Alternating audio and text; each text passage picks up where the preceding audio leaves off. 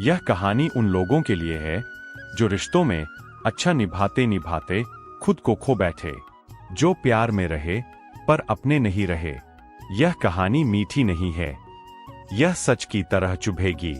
उसे हमेशा लगता था कि रिश्ता बचाना उसकी जिम्मेदारी है। अगर सामने वाला नाराज हो, वह झुक जाता। अगर कोई दूर हो जाए, वह खुद को दोष देता।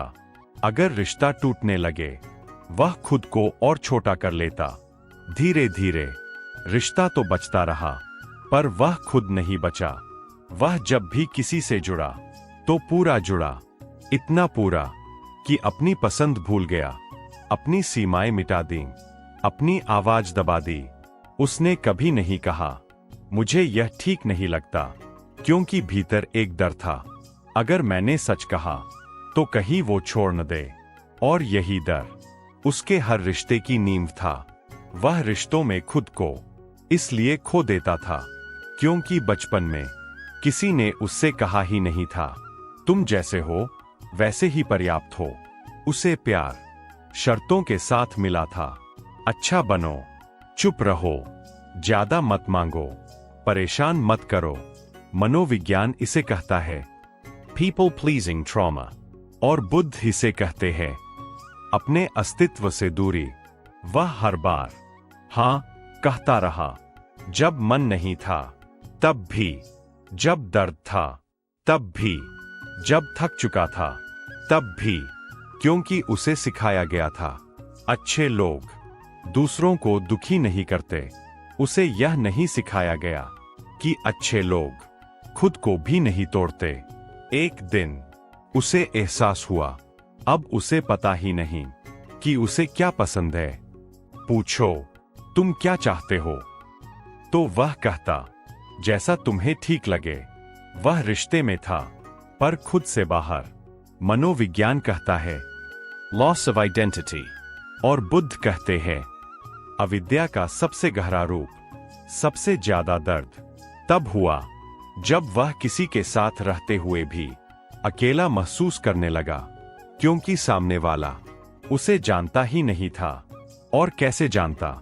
वह तो कभी खुद को सामने लाया ही नहीं। एक दिन सामने वाले ने कहा, तुम बदल गए हो, और वह भीतर ही भीतर चिल्लाया, मैं कब का खत्म हो चुका हूं। उसने रिश्ता दिया, समय दिया, समझ दी, पर खुद को कभी मांगने की हिम्मत नहीं की। पहली बार खुद के पक्ष में खड़ा होना। एक रात वह बहुत थका हुआ था। उसने आईने में देखा और पहली बार अपने आप से पूछा, अगर यह रिश्ता टूट जाए तो क्या मैं बच पाऊंगा? और जवाब आया, अगर मैं अब भी खुद को देता रहा तो नहीं। अगली बार जब उसने ना कहा, उसका शरीर कांप गया, डर लगा, गिल्ट हुआ, पर भीतर कुछ सही लगा। बुद्ध कहते हैं, जो सत्य से डरता है वह पहले असत्य में जी चुका होता है।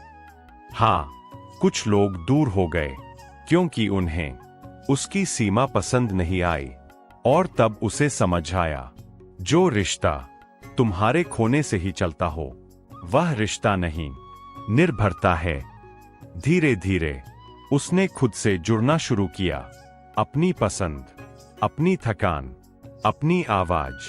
अब वह कहता है, यह मुझे ठीक नहीं लगता, मुझे समय चाहिए, मुझे भी मायने रखता हूं। और यही उसकी सबसे बड़ी क्रांति थी। अगर आप रिश्तों में खुद को खो देते हैं तो यह याद रखिए, प्यार का मतलब खुद को मिटाना नहीं होता। जो रिश्ता आपको छोटा करे, चुप कर दे, अदृश्य बना दे, वह प्यार नहीं। प्यार वह है जहां आप पूरे होकर रहें।